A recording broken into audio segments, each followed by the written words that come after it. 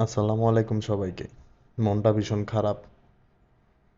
কালকে রাত 2:30 ঠিক তখনই এক ফোন কলে আমার রাতটা বদলে দেয়। ফোনের ওপাশে আমার এক পরিচিত কণ্ঠ। হঠাৎ বলে উঠল, তমাল অ্যাক্সিডেন্ট করছে। তমাল আমার বন্ধু, আমার ভাইয়ের মতো একজন।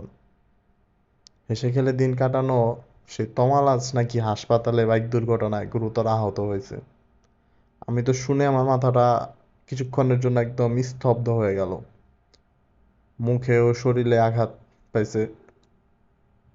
তৎক্ষণাৎ ওরে হাসপাতালে নিয়ে যাওয়া হয়েছে।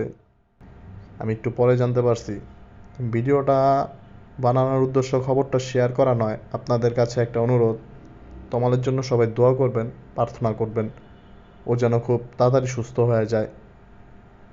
আর সবাই ভালো থাকবেন, আমার যে বন্ধুরা বাইক চালাও সবাই নিরাপদে থাকবা। ধন্যবাদ।